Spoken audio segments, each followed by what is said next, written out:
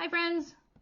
Last weekend in Las Vegas was the first ever collaborative science, actually I think it's the Coalition Science Conference. There was lots of speakers, Dr. Ben Bickman, Dr. Brett Scher, Dr. Richard Johnson, and a few of these I actually recorded the full presentation of them. This one is from Dom D'Agostino. So he does a really great job talking about the ketones and how they work and where the body uses them. And I thought I would share the presentation with everyone because it was had a lot of really great knowledge and the different types of ketones and why our body, how it makes it and why we need it and everything. So I hope that you enjoy. That help us implement and do metabolic-based therapies, and the philanthropic support that Dave has got for this is amazing. So I'm a professor at University of South Florida, Morsani College of Medicine, and I teach medical students. I mentor them on different projects related to the research I'll be talking about. PhD students, master's students, and undergrad students. I do research at the Hyperbaric Biomedical Research Lab and also the Metabolic Medicine Lab, and also work as a scientist at the Institute for Human and Machine Cognition. Ooh, wrong way. Damn, we told you that 5 times. So, disclosures, our research is funded by Federal Office of Legal Research, NAVSE, NIH, and we have generous donations from 501c3s, and we work with a number of foundations and also industry. I need to disclose that there are a number of University of South Florida patents associated with what I'll be talking about, including ketone supplementation, and they have licensing partners, so there's a variety of different products in the market that are ketone supplements. Also disclosed that I use KetoStart, and my wife has that company, the KetoStart product. I consult for a number of companies, including ArcShare, which create allulose products, and co-host the Metabolic Link podcast and also the Metabolic Health Summit. And just for context, I got into this research through, been studying ketogenic strategies, and I want to kind of frame it as ketone metabolic therapy, and I'll define specifically what that is.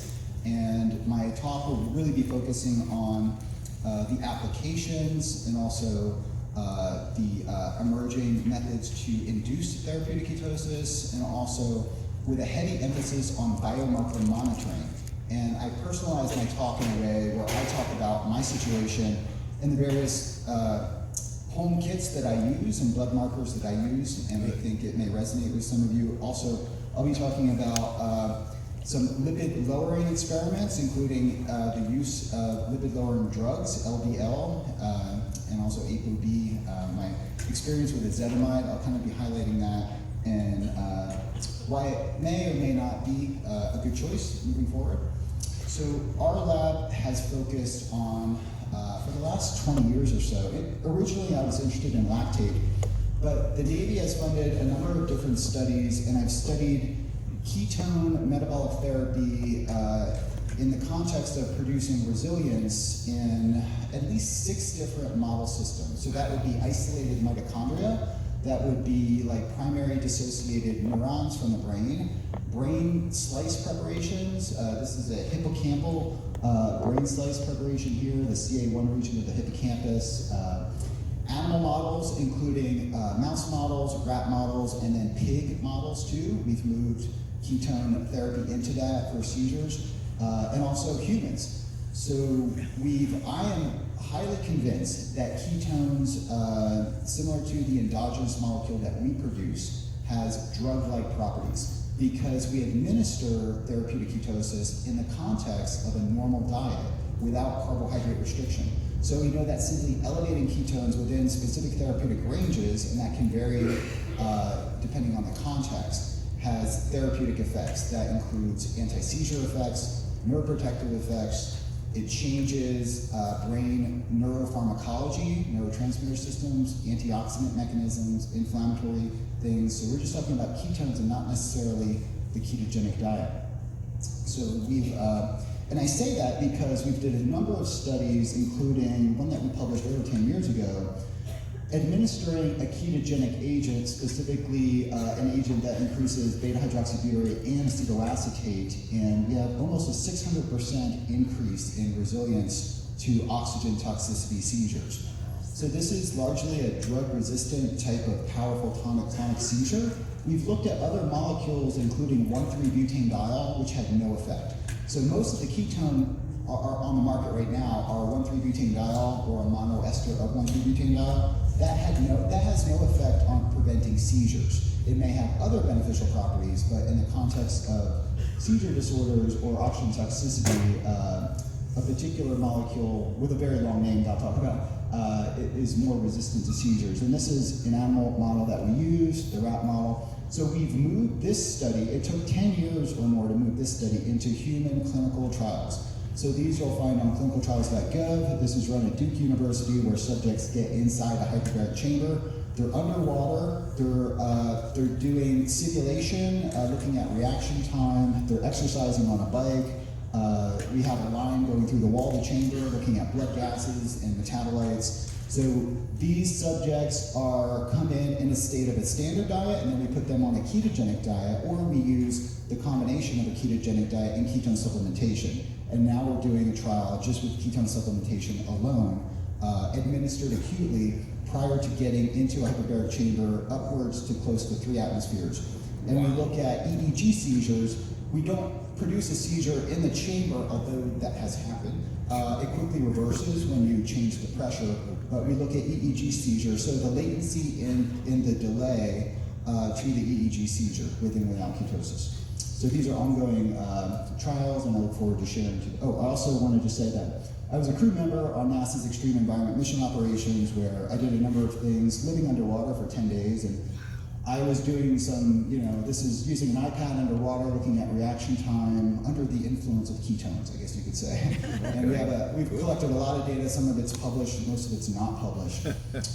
I just did a podcast, a pretty high-profile podcast, like a few days ago, and the previous person that went on said we know the ketogenic diet doesn't work, and it's crap. So I just got motivated more towards kind of looking and delving into the research. So what I'll be talking about, I think it's important to, when you look at the validity of the ketogenic diet or you question it, to go to PubMed, because that's where your source of information should be to vet out what it works for and what it does not work for. In 1994, I was studying nutrition as an undergrad at Rutgers University, and Jim Abrams was on Dateline NBC. I remember seeing that when I was in nutrition courses and just thinking, not being very interested in it, because I knew the Atkins diet. Little did I know where my career was going to go. But that kind of initiated a lot of research, including clinical trials and even basic science research. And I had to extend this was off the Johns Hopkins website, and just in 2023, I'm sure this will be even higher in 2024, there's 726 peer-reviewed publications on the ketogenic diet. So when people say ketogenic diet was a fad, you don't hear about it anymore, I'm not sure what drives the Google Analytics, but I can tell you that as a scientific researcher, ketogenic diet research is exponentially increasing, and for a variety of different reasons, mostly because it works. And it works for a wide variety of applications, right? So I just did an analysis of clinicaltrials.gov of all the different applications here. And about 10 years ago, I had the same slide, and I had size 32 font, right? Because it was 5 applications, right? So I can't even fit them all. So with epilepsy and seizure disorders, there's 77 clinical trials. So this is an area to keep your eyes on. There's rapidly emerging research on psychiatric disorders, largely funded by the Bazookies, and I'm super interested in this area of research, including bipolar, anxiety, depression, schizophrenia, things like anorexia, for example. So I can't even fit all the different things in here on the emerging research, but this is just a very, it's exciting to see that other organizations and universities are kind of engaging in this research, even for things like alcohol withdrawal syndrome. I was on the PhD committee of a student that was in Europe on alcohol withdrawal syndrome, and also benzodiazepine. diazepine withdrawal syndrome. So just emerging applications that I would have never, ever thought of. And I guess I could say, like, you know, this, or in the previous, so these are, there was roughly 500 clinical trials on clinicaltrials.gov, and about a quarter of them actually involved using a ketone supplement. And if you just go on clinicaltrials.gov and type in ketone supplement, this is very recent, right? Like 5-10 years ago, there were no clinical trials. So a ketone supplement could also include medium chain triglycerides, MCT oil. So MCT oil was brought to my attention in 2008 by Dr. Mary Newport, who's a very close friend of mine. Her husband responded remarkably well to coconut oil and MCT oil. He was being treated at the Bird Institute where I work and was doing studies, and had an acute increase in the mini-mental status test and the clock test, and this really interested me because I didn't know that you could elevate ketones independent of a ketogenic diet. So anyway, there's quite a few MCT studies, and so these are the ketone ester and the ketone salt. Everybody asked me about the different dose ranges, so I analyzed all the dose ranges for these different studies, and you have to look at them individually to look at the protocols, but there's a variety of different ketogenic agents on the market, and these are the ones that are commercially available. The free acid form is technically, you know, the one that our body produces, technically what we make. And then a ketone salt is basically taking a monovalent or divalent cation and combining it to beta-hydroxybutyrate at this site here. So the electrolyte, which could be, as mentioned, a sodium, potassium, magnesium, or calcium, actually buffers the pH change. So if you consume a large dose of a ketone ester or the free acid, that'll decrease your pH, maybe not a good thing, but buffered forms, if it's buffered with a cation, then that's buffering some of the pH, and then also delivering electrolytes, which can be beneficial, often depleted on a ketogenic diet. So I'm not going to go through describing all the molecules, but these are commercially available. This is the molecule that we use for our oxygen toxicity studies. It's made from 1,3-butadiol and has 2 acetylacetates connected to it. And these are some examples of the studies you'll find on clinicaltrials.gov that I was involved in. And the emerging applications, very exciting emerging applications of using ketone metabolic therapy in the context of not a diet, but ketone supplementation. So Alzheimer's disease, Parkinson's, concussion, type 1 diabetes, there's a study on that. Type 2, a lot of exercise studies. So, and I bring your attention to that because, you know, there's a lot of hype with the use of exogenous ketones in exercise, but I do not think that's not the low-hanging fruit. The low-hanging fruit is really the broad range of metabolic disorders, neurological disorders, and also cancer that can be treated with various forms of ketone metabolic therapy.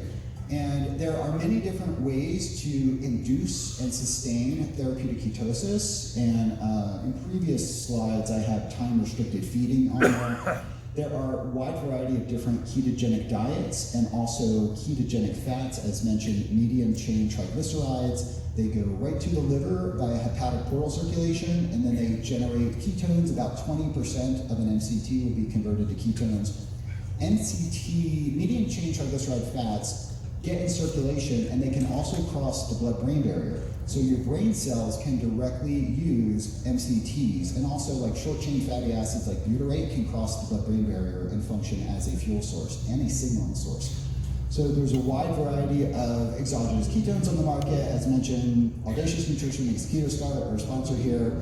Many of the ketone esters that are being sold as ketone esters are just 1,3-butadiol, which is a diol, it's a dialcohol. When it needs to be metabolized by the liver to make beta-hydroxybutyrate, and when it does that, it uses the alcohol dehydrogenase pathway and can produce a beta-hydroxybutyrate aldehyde. That aldehyde could be potentially toxic, at higher doses. It's a dose-dependent thing. But also, if you consume 1,3-butadiol, for example, 1 gram per kilogram, which would be like me, consuming 100 milliliters per day, and that would be needed to maintain about a 3 millimolar, and you do that for 2 weeks, your liver enzymes undoubtedly will double or triple because you need, your liver needs to work moderately hard to process these things into ketones. So just keep that in mind. And so ketones are produced endogenously by the liver.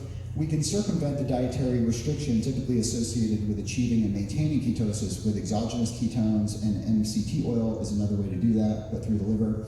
Ketone bodies have unique energetic effects and pleiotropic effects. Acetoacetate has its own effects, as does beta-hydroxybutyrate. And we're also interested in acetone. We think it has some signaling effects. So providing energy, and we can use commercially available technologies like the Keto Mojo device, a breath meter, the Biosense device to measure this. So we have a metabolite that functions like a drug, like an epigenetic drug too. Now I can talk a little bit more about that we have commercially available technologies that can monitor the therapeutic ranges.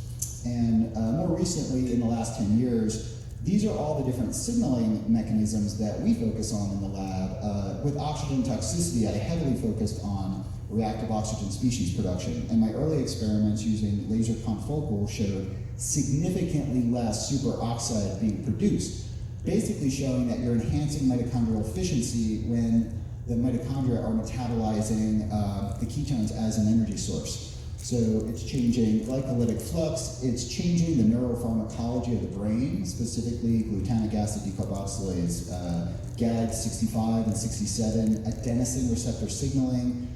Dr. Susan Massimo has done incredible work on adenosine, so our lab has really published a number of studies on adenosine, and people are taking NAD supplements. The most powerful way to boost NAD levels is actually therapeutic ketosis. We'll do that probably better than anything. And also inflammatory markers, NLRP3 inflammasome is something that we focused on. And then one of my PhD students is specifically focusing on metabolic control of epigenetic regulation, specifically something called beta-hydroxybutyrylation, where beta-hydroxybutyrate directly interacts with the histone to influence gene control. So it's an area, a very nascent area of research, but I'm very interested in exploring more of that. And so I'm going to delve into self-monitoring that I think could be useful in the context of therapeutic ketosis. I am actually a fan of the urine ketone strips. I think they're great. The Siemens multi-sticks measure like 10 different things. And we have a little machine that can actually, you stick the thing in and it gives you the readout of it. But there, you could use urine, breath. So urine measures acetoacetate, breath, acetone, and beta-hydroxybutyrate is measured by the Keto Mojo device. I would say at this point in time, the Keto Mojo is the gold standard for monitoring your ketone levels. It can also give you the glucose ketone index. And then emerging technologies are kind of emerging for glucose management, simply using a continuous glucose monitor. This is an individual with type 1 diabetes before on a standard diet and after going low carb. So this is 7 days on a ketogenic diet, on a standard diet, and then 7 days after following a ketogenic diet, profound changes in glycemic control. So very remarkable. And more recently, devices are emerging on the market for continuous ketone monitoring and continuous lactate monitoring. I'm working with Abbott on the continuous multi-metabolite monitors, so that would be beta-hydroxybutyrate, glucose, lactate, and also alcohol. It doesn't work on Android, so I'm waiting for them for test flight to actually work on Android device. But I'm excited that this technology can help us implement, sustain, especially in the context of treating, for using therapeutic ketosis for all the emerging applications that we talked about.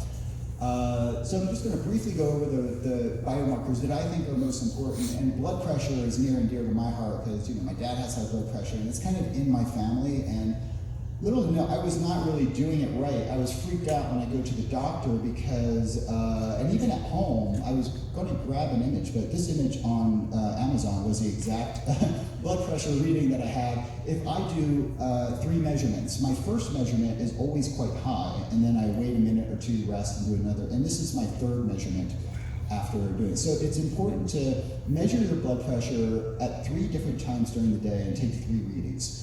So when I go to the doctor, they check me off as being hypertensive, but I have kind of like a white coat syndrome, and quite a few, it could be as high as 20% of the population has this. So these monitors are cheap, you can get them on Amazon, and I highly recommend them. And I highlight this because the ketogenic diet had the biggest effect, the biomarker that changed the most favorably of all biomarkers I think that I measure was blood pressure on that. And you gotta be very careful if someone's on blood pressure medication and you put them on a ketogenic diet that it could get too low. So fasting glucose and also postprandial hyperglycemia measured, with a CGM is really important, another biomarker.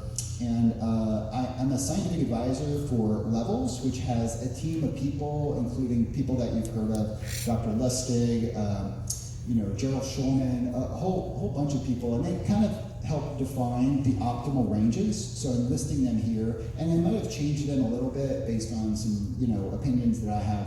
But essentially, if you're looking at optimizing your postprandial glycemia, this is definitely high if you're shooting above 180.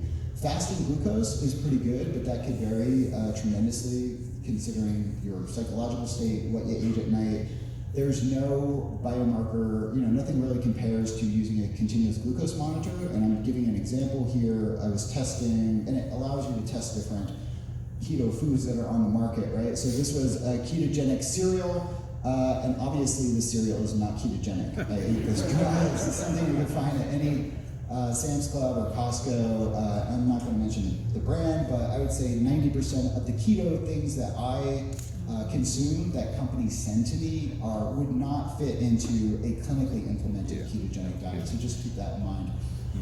Insulin, I'm not going to go too much into this. Ben Bickman did an amazing job just talking about all the different effects of insulin, but I do talk about its context in health. And I'd just like to highlight that insulin is a potent growth stimulator, stimulates IGF-1 too, and it is sort of linked to cancer growth as it pertains to lung cancer, breast cancer, and a number of GI cancers. So hyperinsulinemia is something that is not measured. It's not part of a comprehensive metabolic panel, and there's different reasons for that, but it absolutely should. It is the most important metabolic biomarker, I think we could say that, and it's not part of a comprehensive metabolic panel. So we should be measuring it out. And I just want to highlight, people ask me about the carnivore diet. So I did the carnivore diet for a bit of time, and does it increase insulin? And my insulin was 4.8, and that's pretty much normal for me. I typically range between 3.5 to 4.8. HSCRP did not change, and hemoglobin A1C actually was really low, 3.9. So I use a variety of different home-based kits. ZRT Labs is one of the kits that I use because we've used them in our NASA research. They're blood spot cards, and I think they've been around since the 1990s. So various technologies like the A1C now, I've used too, and I think it compares to Quest Diagnostics. So but I know there's a number of companies here coming up with home kits, and I think that'll be extremely valuable, not having to go into a facility to draw blood. Hemoglobin A1C can be problematic in regards, it's not super accurate, but there's good data to show that it correlates with cardiovascular disease, nephropathy, retinopathy, and it's a generally good biomarker and something that I think you should include if you have anemia, if you have vitamin B12 deficiency, you'll get a false positive. It can be high under different situations. So uric acid, this was turned on to me by Dr. David Perlmutter. He sent me this device that I use to measure my uric acid. Also has a great book on this, Drop Acid. So uric acid, Dr. Johnson gave a great presentation on uric acid. It's pathophysiologically linked to many different metabolic disorders. And hyperuricemia can be induced by high purine foods, alcohol, and excess fructose. So my uric acid typically is about 2.3 to maybe 3.3. I ate a meal of liver, alcohol, and fruit. So the three things here that increase uric acid, and it shot up, it doubled. It went from it went up, not above 7, but close to 6.7. So keep in mind that if you're eating those things, if you're drinking wine, if you're eating organ meats, high purine foods, seafood can also, that also when you start a ketogenic diet, uric acid goes up because it competes with a transporter.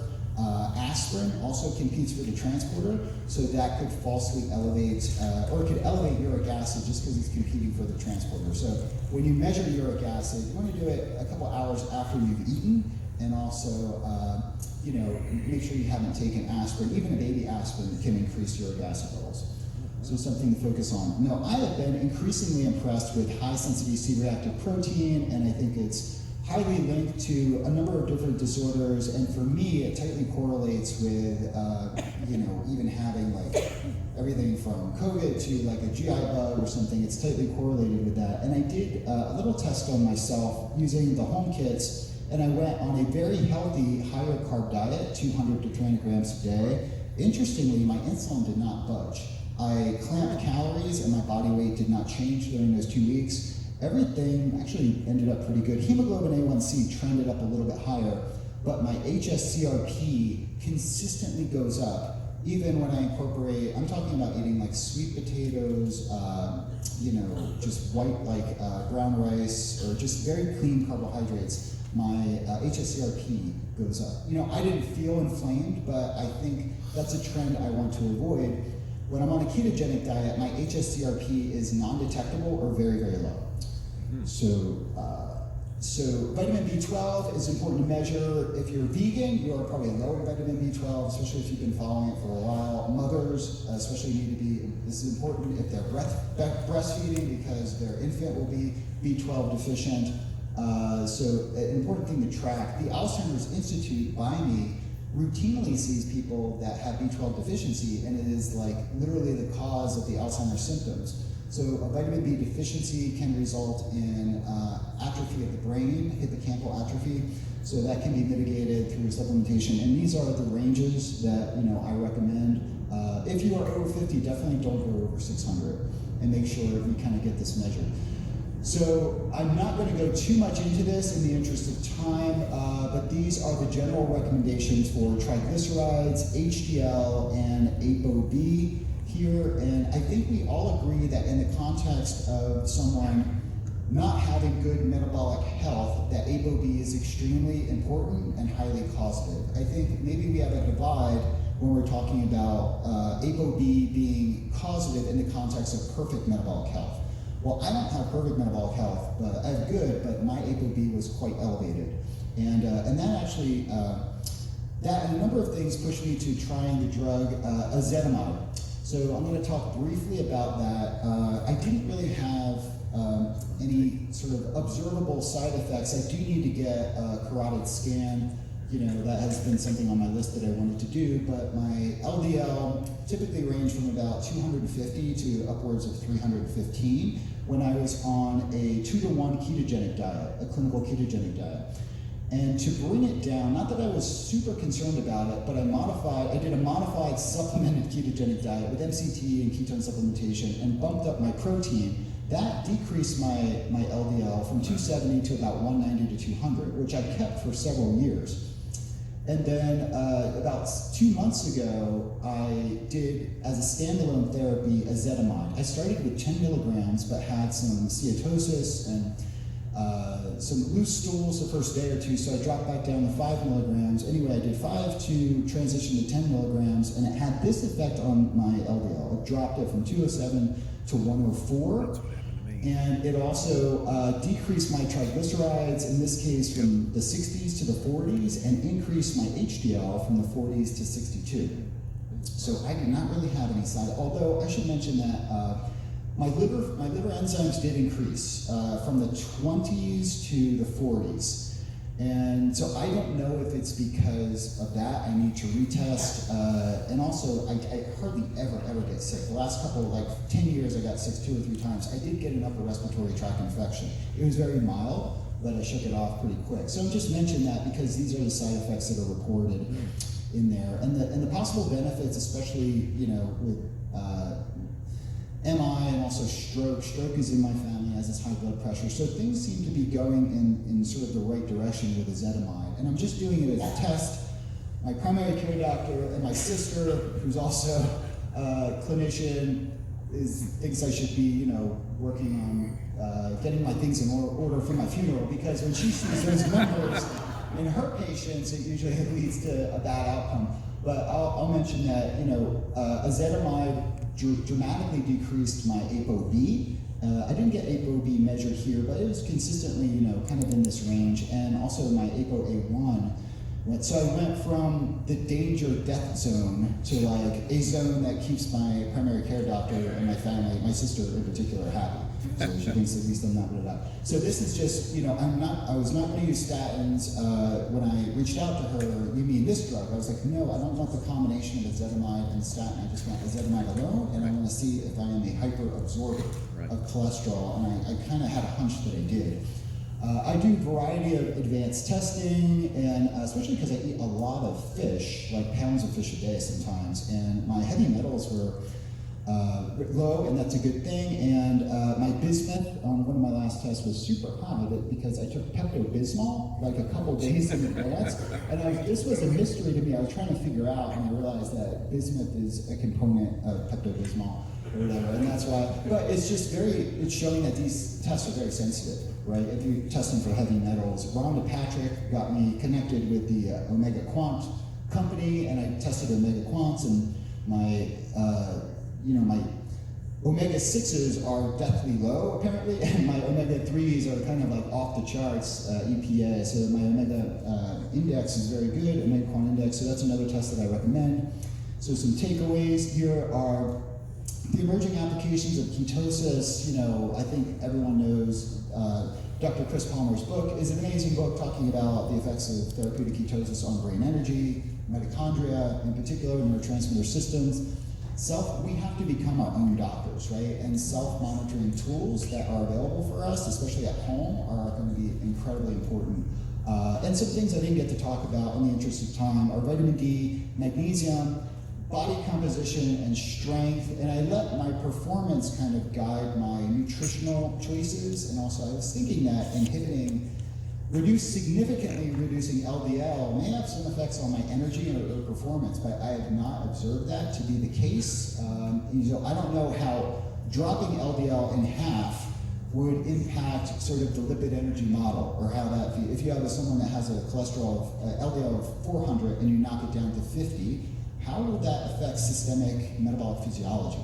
Especially in the context of someone who runs marathons and exercise. So I'd be very interested in people putting a metabolic cart on these people, dropping LDL from 400 to 50, and seeing what happens on time to exhaustion and RQ and things like that. So some other biomarkers, I think. So ADEXA, I do routinely recommend ADEXA. Measuring strength, the grip strength is pretty good. I love the Oura Ring, and I also use Fitbit. So a variety of research that we have going on, preclinical animal model systems, some of the clinical trials I talked about. I have the medical students working on a number of different projects, including the use of continuous ketone monitors.